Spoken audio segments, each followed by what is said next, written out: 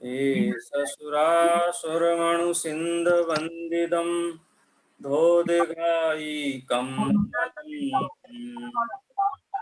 अड़मामि बड्डमाणं धम्मस्सकतारम्। और 82 नंबर की गाथा पर हमारी चर्चा हुई, जिसमें आचार्य देव ने कहा कि जब तक तुम अरहंत भगवान को द्रव्य गुण पर्याय से नहीं जानोगे, तब तक तुम अपनी आत्मा को भी नहीं जान पाओगे, या अपने आत्मा को द्रव्य गुण पर्याय से जब तक नहीं जानोगे, तब तक तुम अरहंत को भी नहीं जान पाओगे। तो इसलिए द्रव्य गुण पर्याय का स्वरूप जानो, जिससे कि हम अपने पूज्य परमात्माओं का, पंच परमेष्ठियों का यथार्थ स्वरूप जान सकें और अपना भी यथार्थ स्वरूप जान सकें। इसलिए द्रव्य गुण पर्याय ही विकल्पात्मक अवस्था में आधार है। हीरे की परख किए बिना हम हीरे का मूल्य नहीं बता सकते। उसके द्रव्य गुण पर्याय को जाने बिना, माने उसकी जो भी विशेषताएं, एक्टिविटीज हैं, उनको जाने बिना हम उसकी कीमत नहीं बता सकते कितनी है। ऐसे ही अरहंत आदि के यथार्थ स्वरूप को द्रव्य गुण पर्याय के बिना नहीं जाना जा सकता। और द्रव्य गुण पर्याय से जब हम अरहंत भगवान का स्वरूप जानते हैं, तो सभी जीवों का स्वरूप ख्याल में आ गया, अन्य पुद्गल, धर्म, अधर्म, आकाश काल, क्योंकि द्रव्य गुण पर्याय को हमने जाना ना। फॉर्मूला है, फॉर्मूला जान। आपके गणित की प्रश्नावली में 100 सवाल हैं। 100 सवाल को सॉल्व करने का फॉर्मूला एक है। पहला सवाल है अरहंत कौन है, दूसरा सवाल है तुम कौन हो, तीसरा सवाल है ये सारे जीव कौन है, पांचवा सवाल है पुद्गल क्या है, पांचवा सवाल है धर्म क्या है, छठा सवाल है अधर्म क्या है, आठवां सवाल है आकाश क्या है, नौवां सवाल है काल क्या है। फॉर्मूला है द्रव्य गुण पर्याय। जो द्रव्य गुण पर्याय को जानता है वो पूरे आगम को जानता है। 14वीं गाथा समय सार की जो है, अपदेश संत मध्यम है, वह सूत्र के मध्य संपूर्ण जनागम को जानता है। तो द्रव्य गुण पर्याय, इसीलिए द्रव्य गुण पर्याय की चर्चा आगे 83वीं गाथा में, 84वीं, 85वीं गाथाओं में चर्चा की कि जो द्रव्य गुण पर्याय में मूर्ता है वही तो अज्ञान है, उसी के कारण तो मोह है। तो मुख्य हाईलाइट द्रव्य गुण पर्याय है। अब वो उपायांतर की चर्चा करते हैं। एक उपाय, हमको लगता है अब कोई दूसरा इलाज बताएंगे। एक इलाज तो हो गया, अरहंत को द्रव्य गुण पर्याय से जानो। अब उपायांतर की चर्चा करते हैं। उपायांतर का शाब्दिक अर्थ होता है कोई दूसरा उपाय। हम समझते हैं, लेकिन वैसी बात नहीं है। वो तो हम कहते हैं सबने अपनाया वही पंथ है, एक ही पंथ है, अरहंतों ने भी वही अपनाया है, उसी का उपदेश दिया है और उसी को हमें अपनाना है। तो उपायांतर फिर क्या हुआ? तो उपायांतर का मतलब है अपनी अपनी भूमिका अनुसार तत्व का अभ्यास। विकल्पात्मक भूमिका में तत्व का अभ्यास, उसी को उपायांतर कहते हैं। और वही बात 86 नंबर की गाथा में आचार्य देव ने कही। विषय कनेक्ट हो रहा होगा आपको। बीच की 5 गाथाओं को भी हमने संक्षेप में देख लिया था। अथ मोह क्षपणो उपायांतरम आलोचयति। अब मोह क्षपण, मोह के नाश के लिए उपायांतर, उपायांतरों को आलोचयति। लुक धातु है, लुक माने देखना, देखना। आलोचयति माने कोई आलोचना करना, माने निंदा करना नहीं। तो आलोचना मतलब होता है सर्व ओर से देखना। आलोचना और निंदा में क्या बेसिक डिफरेंस होता है पता है आपको? निंदा में नियत जो होती है ना वो खराब होती है, आलोचना में नियत सही होती है, इतना फर्क होता है। आलोचना में भी हम गुण दोषों की चर्चा करते हैं और निंदा में भी हम यही करते हैं, लेकिन वहां दोष मुख्यता से हो जाते हैं और गुण हम भूल जाते हैं। आलोचना में दोषों की भी चर्चा की जाती है और गुणों की भी चर्चा की जाती है और उद्देश्य होता है उसका, उससे परिष्कार हो। निंदा करके हम परिष्कार नहीं चाहते हैं, आलोचना करके हम परिष्कार चाहते हैं। तो आलोचना एक बहुत अच्छा शब्द है और आलोचना पाठ तो प्रत्येक जैनी के घर में सुबह से ही प्रारंभ हो जाता है और हम में से सबको याद भी होगा और उसकी पंक्तियां हमारे संस्कृति और हमारे जीवन शैली का हिस्सा ही हैं। तो देखते हैं, उपायांतर को देखते हैं। गाथा का पाठ करेंगे। जिण सत्था दो अट्ठे, जिण सत्सादो पच्चखादिहिं भुज्यदोढ्यमा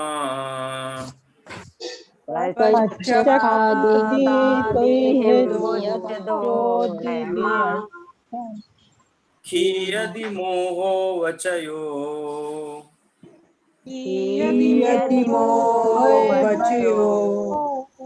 तम्मा सत्थं समिध दव्वम् तमहा सत्तं समिद्धव्यम्।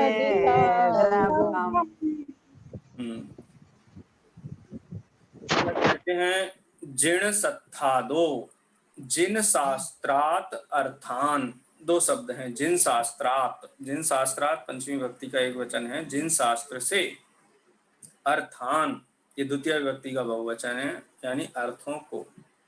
जिन शास्त्र से अर्थों को, बुद्धिमानस्य जानने वाले को। जिन शास्त्र से या प्रत्यक्ष ही जो अर्थों को जानता है। अर्थ माने क्या हुआ? द्रव्य गुण पर्याय को ही तो अर्थ कहते हैं। द्रव्य गुण पर्याय को जानता है। बुद्धदो जानने वाला, बुद्धिमानस्य, नियमा नियम से, क्षीयति क्षीयते नष्ट हो जाते हैं।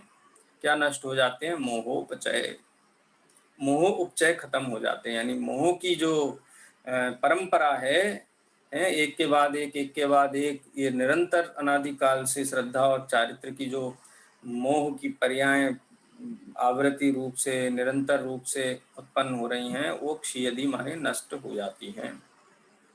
तम्मा सत्थम समिद दब्बम, चूंकि वर्तमान में अनंत परमात्मा विद्यमान नहीं है, इसलिए उपसंहार के रूप में आचार्य देव कहते हैं तम्मा माने इसलिए, सत्थम माने शास्त्र का क्या करना चाहिए? समधेदपम, शास्त्र का अभ्यास करना चाहिए। अध्येतव्यम, अध्यास, अध्ययन, अध्येतव्यम है। और समधितव्यम माने भली अच्छी तरीके से, अपने मन मर्जी के अर्थ नहीं करना, उसमें अपनी कसाय के पोषण के लिए अर्थ नहीं करना, ऐसी बातें नहीं निकालना शास्त्रों से जिसमें क्लेश हो।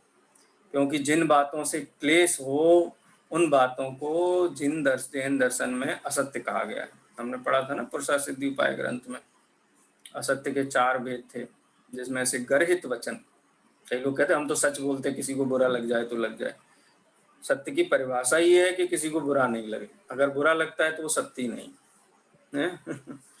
अलका जी पढ़ा था ना? जी सर जी। सत का अपलाप, असत का उद्भवन, गर्हित वचन, और एक और क्या? अन्यथा प्ररूपण। हाँ, अन्यथा प्ररूपण। तो मीठी मीठी बोलने अन्यथा मीठा मीठा बोलना भी सत्य नहीं है, और किसी को अहित हो, किसी का अकल्याण हो, किसी का संसार बढ़े, किसी का मोह बढ़े, ऐसा गर्हित बोलना वो भी असत्य की श्रेणी में ही आता है। इसलिए तम्मा सत्तम समिद्धव्यम, इसलिए शास्त्र का अध्येतव्यम, अभ्यास करना चाहिए, अध्ययन करना चाहिए। कैसे? सम अध्येतव्यम, भली भांति एक दूसरे शास्त्रों की तुलना से, पूर्वापर का अवलोकन करके। एक गाथा है ना ऐसे ही, इसी में पुण्य फला अरहंता, पुण्य के फल से अरहंत बनते हैं ना। गाथा का अर्थ है वो, लेकिन वो शब्द पकड़ करके कहते हैं कि ऐसा कहा गया है, पुण्य के फल से अरहंत बनते हैं। अगर पुण्य के फल से अरहंत बनते हैं और प्रवचन सार की गाथा है, उस गाथा का अर्थ ये है कि वो जो अरहंत भगवान को पुण्य के उदय से प्राप्त होने वाले उनके कारण, क्या बोलते, प्रतिहारियों के कारण दिव्य ध्वनि आदि सहज कीर्ति है पुण्य के उदय से। उसमें उनका कुछ भी कर्तव्य इच्छा नहीं है। इच्छा के बिना दिव्य ध्वनि और गमनादि कैसे होते हैं, उसके संदर्भ में गाता है पुण्य फला अरहंता। तो लोग उसका अर्थ ये निकालते हैं कि पुण्य के उदय से अरहंत अवस्था प्राप्त होती है। मतलब ये कहना चाहिए कि सर्वज्ञ भगवान को काले झंडे दिखाने जैसा यदि हम शास्त्र का समझतव्यम नहीं करते हैं, सर्व प्रकार से कहना चाहिए, व्यापक दृष्टिकोण से यदि उसका अध्ययन नहीं करते हैं, तो समझ लेना चाहिए कि वो उनको काले झंडे विरोध करने जैसा है। इसलिए अपने कसाय पोषण के लिए नहीं, अर्थ को जानने के लिए, वस्तु का सच्चा स्वरूप क्या है, इसके लिए शास्त्रों का अभ्यास करना चाहिए। यही उपाय, ये क्या कहा इसको, उपायांतर। उपाय क्या कहा था, मोह वाहनी विजयाय उपायम है, क्या कहा था उपाय वहां पे, जो जानति अरहंतम दवत्त गुणत्त पज्जयते, जो अरहंत को द्रव्य गुण पर्याय से जानता है, ये उपाय है। उपायांतर क्या है कि वो द्रव्य गुण पर्याय शास्त्र से जानो, ये उपायांतर है। कि हमको ये तो समझ में आया कि अरहंत को द्रव्य गुण पर्याय से जानने वाला आत्मा को भी जानता है, लेकिन द्रव्य गुण पर्याय को कहाँ से जाने, कैसे जाने, क्या अपनी कल्पना से जाने तो नहीं, शास्त्र से जानो, जिन शास्त्र से जानो। कि जिन शास्त्र से जाने कि सर्वज्ञ से जाने, सर्वज्ञ हो तो प्रत्यक्ष जानो, सर्वज्ञ से, सर्वज्ञ की उपस्थिति ना हो तो शास्त्र से जानो। पंडित आसावर जी ने तो बहुत जबरदस्त एक बात कही है कि इस पंचम काल में सर्वज्ञ नहीं होते हैं, ऐसी बहानेबाजी करके तुम दुखी मत होना। माने कि हम कहते हैं सर्वज्ञ का विरह है, अरहंतों का, तीर्थंकरों का विरह, हम कैसे मोक्ष मार्ग में आगे बढ़े, बोले खोटी बात है। अरहंत की वाणी हमारे लिए उपकारी है और शास्त्रों के माध्यम से वो उपलब्ध है, इसलिए सत्तम समिद्धब्बम, शास्त्रों को सम अध्येतव्यम, उनको ही सर्वांग पढ़ना चाहिए। ठीक है, कोई शब्द समझ में नहीं आया तो बोलिए, क्लियर है।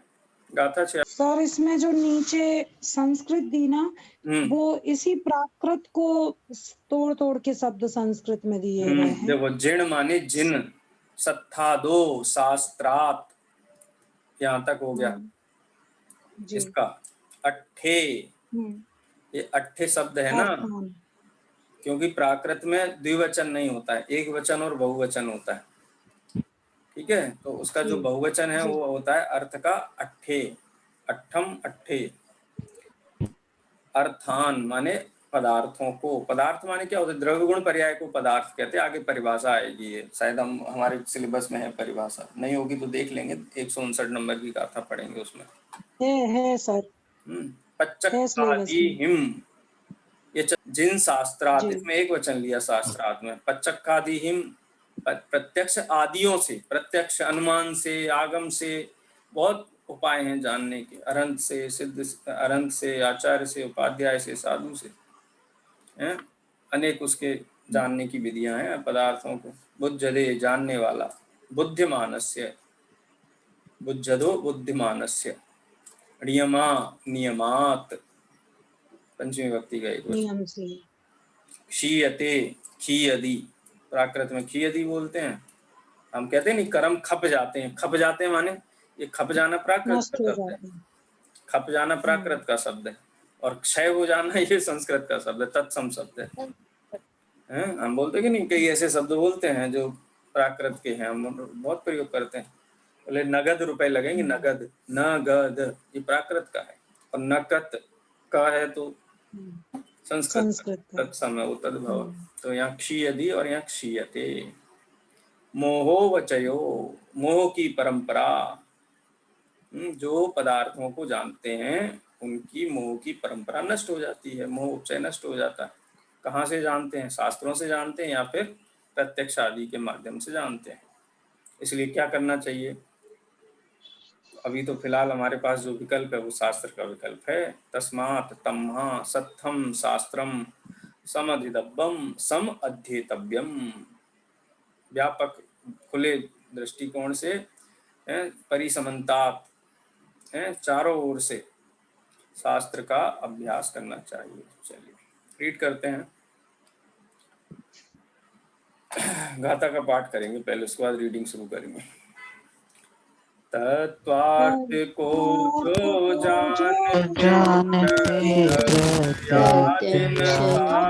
शास्त्र से द्रग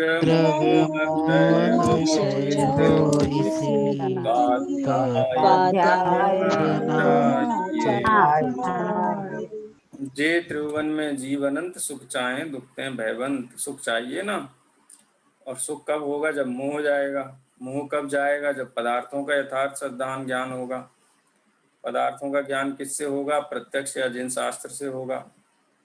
इसलिए प्रत्यक्ष सर्वज्ञ आदि के अभाव में जिन शास्त्र, जिनवाणी माता ही शरण है, इसलिए स्वाध्याय करना चाहिए सत्शास्त्रों का, द्रव्य गुण पर्याय का स्वरूप बताने वाले शास्त्रों का अभ्यास करना चाहिए।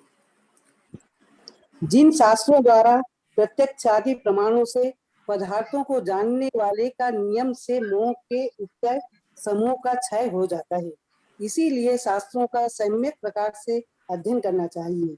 उक्त गाथा का भाव आचार्य अमृतचंद तत्व प्रदीपिका टीका में इस प्रकार स्पष्ट करते हैं।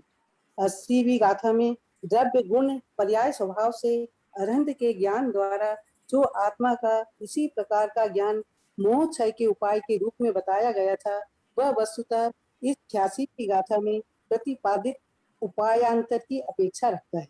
सब कथित होने से पूर्णतः अबाधित आगम ज्ञान को प्राप्त करके उसी में क्रीड़ा करने से प्राप्त संस्कार से विशिष्ट संवेदन शक्ति रूप संपदा प्रकट करने पर सहृदय जनों के हृदय को आनंद से स्फुरमान करने वाले प्रत्यक्ष प्रमाण से अथवा उससे अविरुद्ध अन्य प्रमाण समूह से समस्त वस्तु समूह को यथार्थ रूप से जानने पर विपरीता विनिवेश के संस्कार करने वाला मोह पचय अवश्य क्षय को प्राप्त होता है। इसीलिए भाव ज्ञान के अवलंबन के द्वारा परिणाम से द्रव्य सुख का अभ्यास करना प्राथमिक भूमिका वाले लोगों को मोह क्षय करने के लिए उपायांतर है। आचार्य अमृतचंद्र देव की टीका को देख लें। देखो, आचार्य देव ने 80वीं गाथा को टीका में भी हवाला दिया। देखो यहाँ क्या ना, यत किल द्रव्य गुण पर्याय स्वभावेन अर्हतो ज्ञानात् आत्मनस्तथा ज्ञानम मोह क्षपणोपायत्वेन प्राक् प्रतिपन्नम तत् खलु उपायांतरम अपेक्षते। अब देखो क्या कहते हैं कि 80वीं गाथा तो नीचे कह दिया, ऊपर तो यही कहा आचार्य ने कि जो द्रव्य गुण पर्याय स्वभाव से अर्हत के ज्ञान करने से आत्मा ज्ञानात् आत्मान तथा ज्ञानम, वैसा ही आत्मा का ज्ञान मोह क्षपणों उपायत्वेन, मोह क्षपण के उपाय के रूप में प्राक माने पहले, इन गाथाओं के पहले यानी 80वीं गाथा में प्रतिपन्नम कहा गया था। तत् खलु, उस उपाय को उपायांतर की अपेक्षा है। जैसे कोई आदमी बीमार हुआ तो कहाँ जाते बीमार होते? मेडिकल स्टोर पे कि डॉक्टर के यहाँ? डॉक्टर के यहाँ। डॉक्टर के यहाँ जाते हैं, क्योंकि बीमार हो तो डॉक्टर के यहाँ जाओ। तो डॉक्टर के यहाँ गए तो डॉक्टर ने चेकअप करके दवाई लिख दी। तो अब क्या करें भैया? तो अब दवाई तो लिख दी डॉक्टर ने, लेकिन अब उस डॉक्टर के प्रिस्क्रिप्शन का उपायांतर क्या है कि अब वो दवाई लेने जाओ। तो दवाई लेने कहाँ जाए? मेडिकल स्टोर पे जाओ, दवा की दुकान पे जाओ। तो अरहंत के ज्ञान से वैसा ही आत्मा का ज्ञान मोक्ष क्षपण का उपाय तो है, ये पहले कहा गया है, लेकिन ये उपाय उपायांतर की अपेक्षा रखता है। डॉक्टर को जाने के पास जाने का जो उपाय है, जो हमने किया है, अब स्वस्थ होने के लिए उपायांतर की अपेक्षा है। तो क्या करें फिर? मेडिकल वाले के यहाँ जाओ, ये उपायांतर है। तो ये अरहंत भगवान को द्रव्यगुण पर्याय से जानने वाला आत्मा को जानता है, उसका मोक्ष हो जाता है। तो अब द्रव्यगुण पर्याय को जानना उपायांतर है। तो द्रव्यगुण पर्याय को उपायांतर माने ऐसा नहीं विकल्प, दो पैरेलल उपाय नहीं है, एक उपाय और दूसरा उपायांतर। जैसे तत्वार सूत्र में भी हम जब तत्वार श्रद्धानम सम्यक दर्शन करने सर्गाद अधिगमा निक्षेप और फिर वो प्रमाण नैयर अधिगमा निर्देश स्वामित्व साधनाधिकरण स्थिति विधानता सत्संख्या कालांतर भावाल्प बहुत, ये क्या है? उपायांतर है, जानने के उपायांतर हैं। ऐसे ही इस उपाय का उपायांतर क्या है, ये यहाँ पर आचार्य देव ने कहा। उसी को फिर थोड़ा विस्तार करके सर्वज्ञ कथित होने से पूर्णतः अबाधित, सत्यमेवासि निर्दोषो युक्ति शास्त्र अविरोधी वाक, आप ही युक्ति से, शास्त्र से और अविरोधी वचनों के कारण आप ही आप, तो इसलिए सर्वज्ञ कथित जो आगम है वो अबाधित है। अबाधित आगम ज्ञान को प्राप्त करके उसी में क्रीड़ा करने से, उसमें क्रीड़ा कैसे होती पता है आपको? बारंबार स्वाध्याय करें, उनका चिंतन करें, उनका मनन करें, उनके स्वरूप पर ध्यान दें, ये क्रीड़ा करना। क्रीड़ा करना माने जो आगम का ज्ञान प्राप्त किया है उसका निरंतर विचार करें, निरंतर विचार करें, उसी का आडोलन करें, उसी के संबंध में युक्ति का अवलंबन लें, चर्चा करें, उसको बोलते हैं उसी में क्रीड़ा करने से। क्रीड़ा करने का मतलब समझ लो आप, कौन सा चौथे नंबर की जो लब्धि है, देशना के बाद प्रायोगिक प्रायोग ये लब्धि। उसी में क्रीड़ा करने से प्राप्त संस्कार से विशिष्ट, उससे क्या होगा, उससे फिर त्रिकरण परिणाम होंगे। तो कहते प्राप्त संस्कार से, उसमें क्रीड़ा करने से प्राप्त संस्कार है, आत्मा की मुख्यता से निरंतर तत्व विचार करने से क्या होगा, विशेष संवेदन शक्ति रूप संपदा प्रकट करने पर उससे अधःकरण, अपूर्वकरण, अनिवृत्तिकरण होगा, और उसके बाद क्या होगा, सम्यक्त की प्राप्ति होगी। सम्यक्त की प्राप्ति होगी। स्वसंवेदन रूप संपदा प्रकट करने पर सहृदय जनों के हृदय को आनंद से स्फुरायमान करने वाले प्रत्यक्ष प्रमाण से अथवा उससे अविरुद्ध अन्य प्रमाण समूह से समस्त वस्तु समूह को यथार्थ रूप से जानने पर, एक बार शास्त्र से जाना आत्मा का स्वरूप और फिर उसको अनुभूति से जाना, अनुभूति से जानने के बाद समझ लो कि पूरा लोकालोक है, अनंत सिद्ध पंच परमेष्टि सभी प्रत्यक्ष हैं हो गए हमारे, सबको हमने लोकत्र एक नेत्रम है, आगम से हमने जाना था तीनों लोकों को, द्रव्यगुण पर्याय का स्वरूप। उसके बाद अनुभूति सहित उसको प्रत्यक्ष प्रमाण से अथवा अनुमान प्रमाण से, प्रत्यक्ष से अविरुद्ध अन्य प्रमाण समूह से, अनुमान से वस्तु समूह को यथार्थ रूप से जान लेने पर सम्यक साथे ज्ञान होए पे भिन्न आराधो, सम्यक दर्शन हुआ ना, सम्यक ज्ञान हो गया। उसके बाद में वस्तु समूह को यथार्थ रूप से जानने पर विपरीत अभिनिवेश से संस्कार करने वाला मोहोपचय अवश्य क्षय को प्राप्त होता है। संशय विपर्य अनद्वसाय का नाश करने वाला, जो नाश करने वाला और मोहोपचय को नष्ट करने वाला, यानी मोहोपचय किससे पोषित होता है, संशय विपर्य अनद्वसाय से, विपरीत अभिनिवेश से। तो जिसके कारण मोह टिका हुआ है, संशय विपर्य अनद्वसाय, वो नष्ट हो जाता है, तो मोहोपचय कैसे रहेगा। किसी का ज्ञान मिथ्या ज्ञान हो सकता है यदि वो संशय विपर्य अनद्वसाय से रहे तो नहीं हो सकता, नहीं हो सकता। तो विपरीत अभिनिवेश से संस्कारित होता है मोह। तो वस्तु व्यवस्था के संबंध में संशय विपर्य अनद्वसाय नष्ट हो गया हमारा, तो फिर मोह की परंपरा कैसे रहेगी, वो अवश्य ही क्षय को प्राप्त होती है। इसलिए भाव ज्ञान के अवलंबन के द्वारा दृढ़कृत परिणाम से द्रव्य श्रुत का अभ्यास करना प्राथमिक भूमिका वालों को मोक्ष के लिए उपायांतर है। हम पूछते हम क्या करें, हम क्या करें, तो हम ये करें, द्रव्य मोक्ष क्षय हो, इसलिए स्वाध्याय करना चाहिए। चलिए आचार्य जयसेन को पढ़ते हैं। ममता जी प्रत्यक्ष प्रमाण में आत्मानुभूति में, हाँ प्रत्यक्ष प्रमाण में स्वसंवेदन प्रत्यक्ष कह लो आत्मा के संबंध में। हाँ। स्वसंवेदन प्रत्यक्ष। और अन्य प्रमाण समूह में अनुमान आदि, अनुमान से भी जानते हैं, तर्क स्मृति प्रत्यय ज्ञान कोई रस। हाँ सब प्रमाण आ गए, जितने प्रमाण हैं सब प्रमाण के भेद अब प्रभेद सब आ जाएंगे इसमें। प्रत्यक्ष, परोक्ष, मति, स्मृति, चिंता, ज्ञान, तर्क, अनुमान, आगम, पूर्वक आत्मा। हाँ, माने सम्यक ज्ञानी के सारे ज्ञान सम्यक ज्ञान है। अब कितने भेद प्रभेद होते हैं, सब सम्यक ज्ञान रूप है। चलिए जी सर। यद्यपि आचार्य जयसेन ने तात्पर्य वृत्ति टीका में इस गाथा के भाव को तत्प्रदीपता के अनुसार ही स्पष्ट किया है, तथापि वे उक्त गाथा का तात्पर्य इस प्रकार प्रस्तुत करते हैं। कोई भव्य जीव सर्वप्रथम तो वीतरागी सर्वज्ञ देव द्वारा प्रतिपादित शास्त्रों द्वारा शुद्ध ज्ञान से आत्मा को जानता है और उसके बाद विशिष्ट अभ्यास के बस से परम समाधि के समय रागादि विकल्पों से रहित मानस प्रत्यक्ष से उसी आत्मा को जानता है, अथवा उसी प्रकार अनुमान से जानता है जिस प्रकार सुखादि के समान विकार रहित स्वसंवेदन प्रत्यक्ष से यह जाना जाता है कि शरीर में ही एक शुद्ध बुद्ध परमात्मा है। उसी प्रकार यथा संभव आगम अभ्यास से उत्पन्न प्रत्यक्ष अथवा अनुमान से अन्य पदार्थ भी जाने जाते हैं। इसलिए मोक्षार्थी भव्यों को आगम का अभ्यास अवश्य करना चाहिए।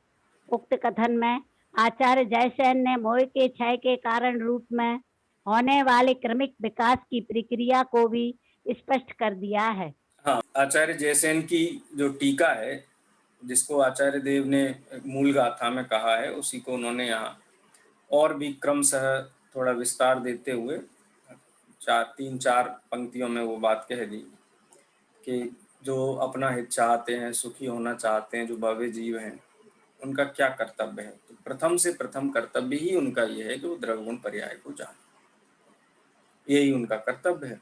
फिर उसका विशिष्ट अभ्यास करें। पहले तो परिचय प्राप्त करें, फिर उसका विशिष्ट अभ्यास करें, माने युक्ति से, आगम से, अनेक जगह से मिलान करके, प्रत्यक्ष, अनुमान, अनेक प्रकार से जब निरंतर उसका अभ्यास वर्तता है, वस्तु विचार ध्यावतें मन पावे विश्राम, रस स्वादत सुख उपजे अनुभवता को नाम।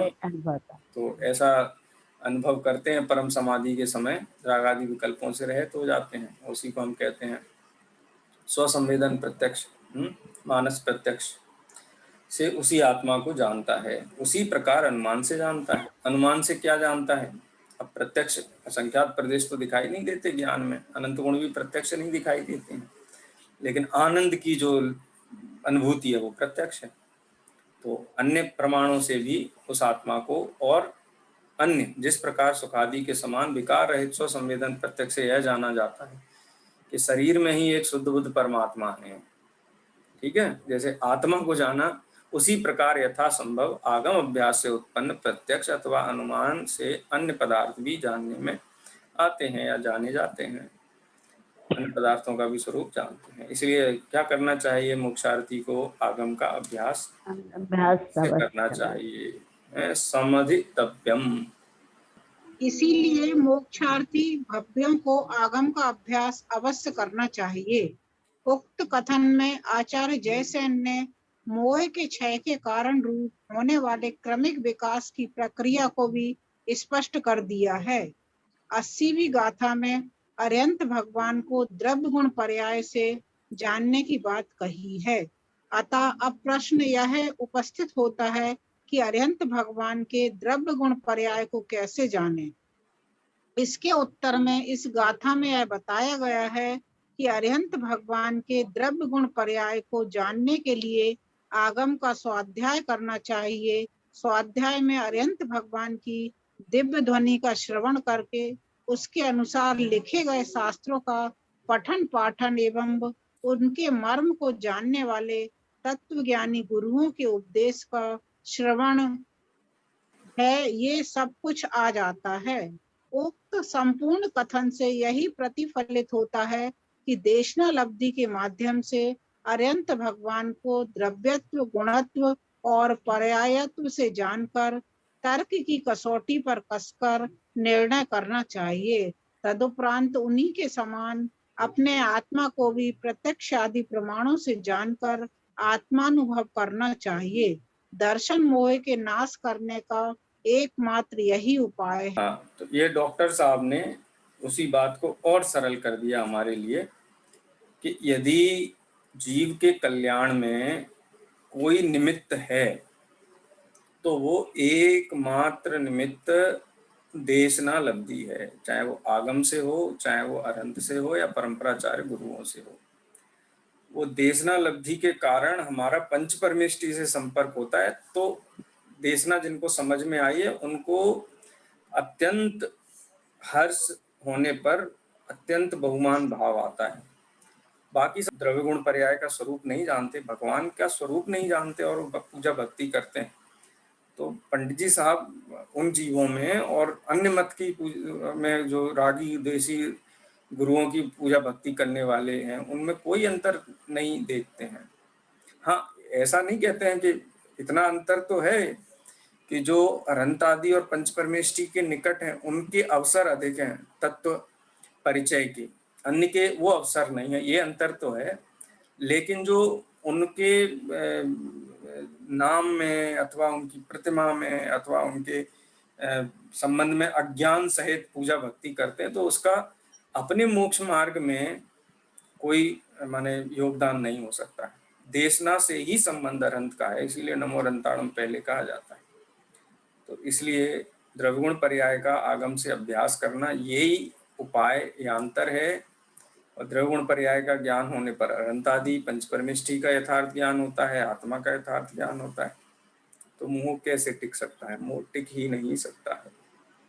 मुझे द्रव्य संग्रह के ध्यान वाले जो सूत्र हैं वो भी मुझे यहाँ पे स्मरण हो जाते हैं। वहाँ पे भी कहा आचार्य नेमि चंद्र देव ने 5 परमेष्ठियों के ध्यान के सूत्र, क्योंकि आप 5 परमेष्ठि के स्वरूप का विचार करोगे तो द्रव्य गुण पर्याय का विचार होगा, द्रव्य गुण पर्याय का विचार करोगे तो 5 परमेष्ठियों के स्वरूप का विचार होगा। यही विचार करते करते करते करते माँ चिट्ठ माँ वो क्या बोलते हैं माँ चिंता है माँ, अरे गाथा भूल गया मैं, याद है किसी को? बोलो। हाँ, माँ चिट्ठ माँ जंप, अरे गाथा ही मेरे माँ जंपय माँ चिट्ठ माँ जंपय माँ चिंतय किम हाँ, बीजेन होई थेरो अप्पा अप्पा मेरो इनमे परम हवे माँ चिट्ठ माँ जंप माँ चिंतन, ये अपने आप इस प्रक्रिया पे जीव आगे बढ़ जाता है 5 परमेष्ठियों का स्वरूप ध्यान करते करते। तो हम 5 परमेष्ठियों के स्वरूप के ध्यान का मतलब क्या समझते हैं? किसी आकृति विशेष का ध्यान करना, किसी रंग विशेष का ध्यान करना, किसी मुद्रा विशेष का ध्यान करना? बिल्कुल नहीं। वो ध्यान होता है द्रव्य गुण पर्याय के विचार को ही ध्यान कहते हैं। धर्म ध्यान क्या है? धर्म ध्यान विचार करो आप, उपाय आज्ञा विचय, द्रव्य गुण पर्याय तो भगवान की आज्ञा है। विपाक विचय, और कोई प्रतिकूलता दिखाई देती है तो विपाक विचय करके उस प्रतिकूलता के विकल्प से दूर रहो। अपाय विचय, मिथ्या दर्शन, मिथ्या ज्ञान, मिथ्या चारित्र बहुत दुखकारी है, नहीं चाहिए मुझे, मोह का उपचय नहीं चाहिए। संस्थान विचय, पूरे ही द्रव्य गुण पर्याय, पूरा 14 राजू उतंगना लोक पुरुष संठान। तो कहने का तात्पर्य द्रव्य गुण पर्याय का ही विचार पंच परमेष्ठि का विचार है, और पंच परमेष्ठि का विचार भी द्रव्य गुण पर्याय का ही विचार है। और वो विचार करते करते निर्विकल्प आत्मानुभूति में चले जाते हैं। ज्ञानी भी और अज्ञानी, अज्ञानी से ज्ञानी भी इसी विधि से होते हैं, और ज्ञानी भी शुद्धोपयोग के लिए इसी विधि का अवलंबन लेते हैं। चलिए आगे पढ़िए, लास्ट पैराग्राफ रह गया है। कौन पढ़े? ध्यान रहे, और भी कोई पढ़ना चाहे? लता जी पढ़िए। ध्यान रहे, यहाँ मोह के नाश के लिए स्वाध्याय के अतिरिक्त और किसी भी क्रियाकांड या शुभ भाव को उपाय के रूप में नहीं बताया है। अतः आत्म कल्याण की भावना से मोह मिथ्यात्व का नाश करने के लिए धर्म के नाम पर चलने वाले अन्य क्रियाकलापों से थोड़ा बहुत विराम लेकर पूरी शक्ति और सच्चे मन से स्वाध्याय में लगना चाहिए। अन्यथा यह मनुष्य भाव तो यूं ही चला जाएगा और कुछ भी हाथ नहीं आएगा। विगत गाथा में यह बताया गया है कि अरहंत भगवान को द्रव्य गुण पर्याय से जानने के लिए जिनेंद्र कथित शास्त्रों का स्वाध्याय करना चाहिए। अब इस गाथा में यह बता रहे हैं कि जिनेंद्र भगवान के कहे अनुसार द्रव्य गुण पर्याय का सामान्य स्वरूप क्या है। ध्यान रहे, यहाँ मात्र एक गाथा में ही द्रव्य गुण पर्याय का स्वरूप बता रहे हैं। आगे गेत प्रज्ञापन महाधिकार में इस विषय पर विस्तार से प्रकाश डालेंगे। गाथा का पद्यानुवाद इस प्रकार है। बस 86 गाथा पूरी हो गई। अब द्रव्य गुण पर्याय का स्वरूप क्या है ये 87वीं गाथा में आचार्य देव ने बताया है। द्रव्य गुण पर्याय, पदार्थ, और उसके बाद जो भी उपदेश है द्रव्य गुण पर्याय का स्वरूप जानने से जिनेंद्र भगवान का जो उपदेश में द्रव्य गुण पर्याय है उससे मोक्ष को प्राप्त होता है, अल्पकाल में ही होता है। इस प्रकार की गाथाएं 92 गाथा तक इसी बात को आचार्य देव अनेक प्रकार से कह करके और जिनेंद्र भगवान के द्वारा बताए हुए मार्ग का अनुसरण करने का उपदेश देते हैं। जो मुनिराज हैं हमारे श्रमण हैं वो ही धर्म है। आगम कुशल द्रग मोह हत आरूढ़ हो चारित्र में, क्योंकि पहले कहा था ना जो समता भाव रूप है, मोक्ष शोक से रहित है, वही चारित्र है, और वो आत्मा ही है, चारित्र ही आत्मा है। और वो चारित्र को धारण करने वाले जो श्रमण जन है वो धर्म है, क्योंकि बात कही ना कि जो जिस परिणाम को धारण करता है उसको वही कहा जाता है। जो घड़े रूप परिणाम को धारण करती है मिट्टी, तो उस मिट्टी को घड़ा कहते हैं। तो इसी प्रकार से जो श्रमण समता भाव रूप चारित्र में आरूढ़ हैं, उसको धारण करते हैं, तो वो श्रमण ही धर्म है। इस प्रकार से 92 गाथा में जो 6वीं 7वीं गाथा में स्थापना की थी उसी का उपसंहार किया है। अब ज्ञेय तत्व प्रज्ञापन में द्रव्य गुण पर्याय की चर्चा है। तो सबसे पहले महासत्ता, जो महासत्ता मान सद्द्रव्य लक्षणम, द्रव्य सामान्य अधिकार चलेगा। उसके बाद द्रव्य विशेष अधिकार चलेगा, द्रव्य के जो विशेष हैं उनकी चर्चा चलेगी।